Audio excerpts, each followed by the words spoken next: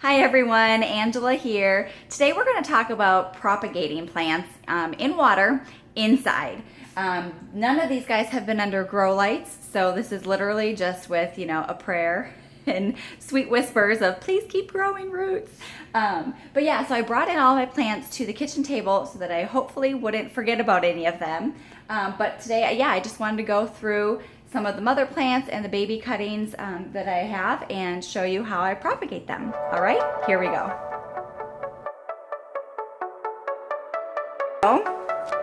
Most of you have heard my story. This is my spider plant right here, and she is huge if you can't tell. I haven't looked at her roots in a while, but I can see that she is like busting out. Come look over here. She's like busting out of the pot.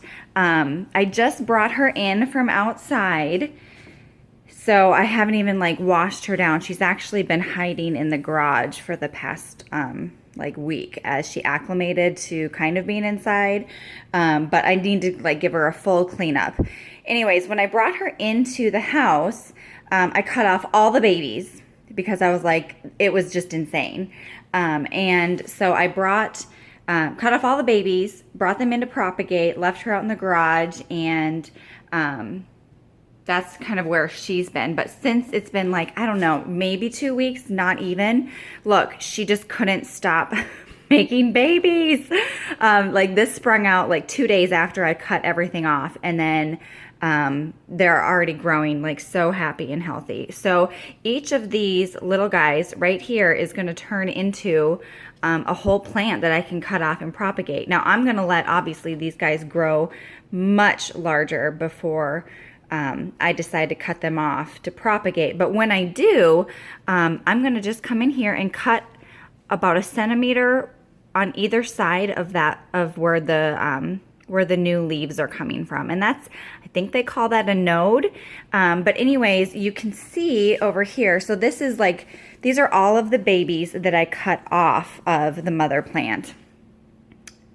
Can you see that? Like, look at all of those babies. It was insane. I should have taken a picture before I actually like cut them all off, because it was like absolutely incredible how many there were. But you can see like all of this bright green white growth, that's all brand new since I brought them in, since I cut them off and put them in water to propagate. So like these guys are growing so insanely. They are just sitting in water. You can see there's a couple dead leaves that probably just didn't reach the water.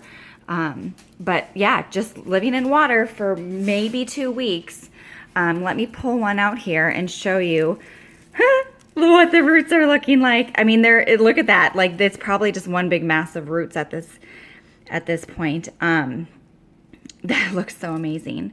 The white ones are the brand new ones, and then the ones that are a little bit green were already looking like that. They were already growing while they were still on the mother plant. So, I mean, it's just incredible how well this guy grows. Gotta stick those roots back in the water there.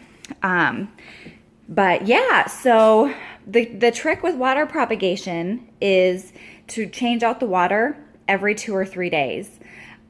Excuse me. The key to that, what they really need from the water is the oxygen. And after it's been sitting out for so long, the plant takes all of the oxygen up, and then, the water is kind of like dead, basically. It doesn't have anything left to give. So all of these guys, you can see I needed, oops, there we are, sorry. I mean, it looks so beautiful. I'm going to split this up into probably 3 or 4 plants to give to some of my friends and coworkers. So these guys will be ready to give in another week, probably. I'll get them planted up. So that was one of like my main mother plants that has made tons of babies. I probably have already given off, I don't know, maybe 6 different plants, like full-size plants from the babies that she's given this year. She's just a great producer. She's very happy with me. I don't know how I got so lucky with her. Look, there's a dead leaf. I need to trim that off. Anyways, so another plant that I got, and I told you all I was so excited about this. This is a heart leafed or a heart-shaped philodendron.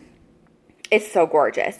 But when I picked it up at the where was it, Lowe's this year, it looked horrible. It had like 4 long spindly legs, and it just had been abused, and I got it for really cheap. So I brought it home, and I immediately cut off all of those icky spindly legs, and you can see already all the new growth. Look at that beautiful little leaf. I'm just so excited. Here's another new leaf here, and you can see, like, where are we? Right there. It's starting. So this plant is on the mend. It's just taking, you know, a little bit of time to get there. I've actually never had a philodendron like this before, so who knows if I'm doing it right, but clearly it hasn't died yet, so I think I'm doing just fine. But look at those beautiful leaves. So anyways, same concept as the spider plant. When I came to cut this guy up, I took, let's see if I can find a good limb here. I took off the whole, I cut, you know, from the base of the plant, and then, oh, this is perfect. You can actually see. So right there where that node is, that's where the roots are going to grow. And you can see on the backside, oops, see on the backside here, that's where the roots are coming from.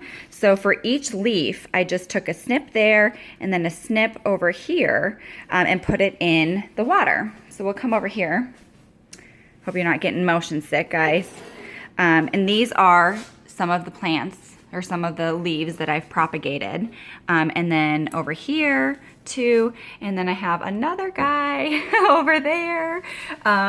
They are doing so great. I think I'll pull this one out actually to show you the roots and how it's doing. The key with these guys, remember, is changing out that water every couple days. So here, look, oh my gosh, you can see all the roots already. Let me see if I can move this for you.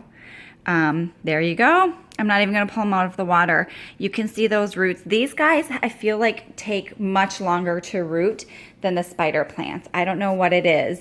But like I said, this is the first time with this plant for me. So I guess I'm just pleased that they're not all dying. So yeah, I don't know. I think I heard somewhere that if you have a 4-inch pot, you want anywhere from 10 to 15 leaves to be placed in there. If you're doing like a 6-inch pot, you need at least 30 leaves. And that's to help like build a strong base, like you know, so that when the plant actually starts to produce, you know, it's a full, lush, kind of bushy plant. So I did not count how many leaves I cut off here, but between these 3 propagations, I should be able to get at least 3 decent sized starter plants.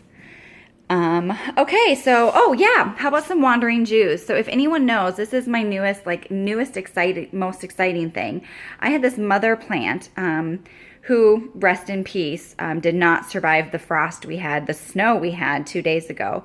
But I took off all of these cuttings because I thought this plant was so gorgeous. It was so happy here in Missouri that I need to do something with it. So I took all these cuttings, and look, you can see down in here, you can see all those roots. Look how gorgeous they are. These are the ones that I just did last weekend. So they are fresh, but rooting like crazy in there. This guy, or I should say these guys, I did a couple weeks ago, and oh, I need to put more water in there, but look at those roots. So anyways, I tried something different. I mean, you can see this is like bouquet style, right? It's huge. And I wasn't sure. I've done a lot of small cuttings with the Wandering Jew before, but I wanted to do something a little bit bigger and more impactful, hoping that it survives through the winter so that I can plant it outside again in the spring and not have to buy another Wandering Jew. So that's my goal with these 2 larger pots of, you know, larger cuttings for these 2 pots. And I wanted to show you this little propagation station that I got.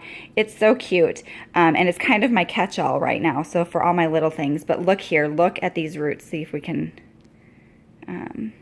focus in for you. It might not catch them. There we go.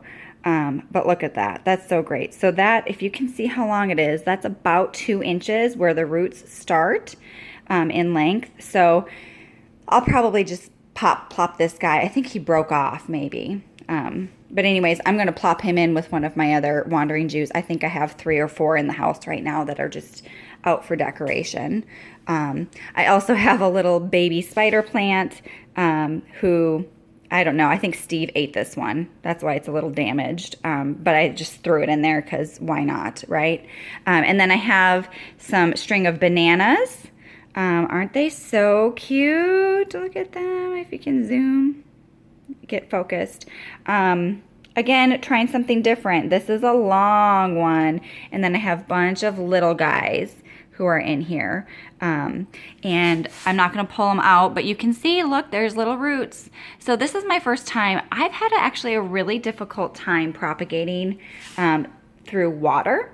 Now, if I just put them on soil and if I mist under the grow lights, they just seem to work out great for me. But I'm trying the water because, you know, it's fun that way. And then, oh my gosh, I forgot the most exciting one. This plant makes me so happy. Also, if you don't know the ham story, it's like my dad's favorite beer. So we have all these little shot glasses. But I thought it was perfect. I wasn't sure how to do this. This is a silver satin, I believe. I don't know if it's Pictus or something like that, or if it's, I call it a silver satin pothos. Anyways, we got some roots starting. See if we can even get in there. There we go. There's one. I just cut these guys off last week. And I think this is, again, going to be kind of like the philodendron over there, right? A slow grower. So we'll see how they end up, how, you know, these guys end up doing. That leaf probably needs to come up. He's been soaking down a little too low. But the mother plant, I didn't bring it in. I totally forgot. She is full and lush and incredible, and she had like 3 legs that were starting to trail, and I didn't want them to start trailing. So I cut them off. Same thing, like at the nodes, and then stuck it in water here, hoping that that plant can really continue to stay full and lush. And so, yeah, like my point with the heartleaf philodendron, when you cut off the legs, the plant that can't grow from that point anymore. So it puts all of its effort back into the base of the plant to start creating anew. So if we come down in here, let's see if we can sneak. Look, there's a new leaf. There's a new leaf. See if you can see it right there. Oh, look, there's a tiny one right there. I don't know if you can even see that because it's so small. But that's what this plant is going to do now. It's going to push all of the new growth from the center, the roots, the base of the plant. Look, we have another one coming right here.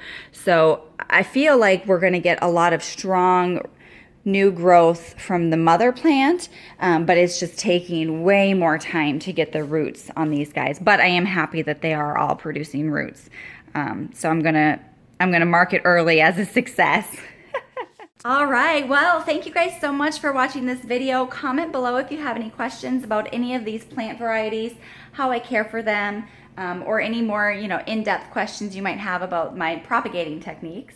I really enjoyed sharing these with you guys, and I'm so glad that I finally got to show off my mother plant, my spider plant, mother plant, because she is, just one of my favorites, and she's produced so many plants that I've been able to gift to family and friends. So thanks again for watching the video. If you haven't already, please subscribe and make sure you turn your notifications to all so that you're notified when I have more plant videos to share with you. All right, thanks again for watching. We'll see you in the next video.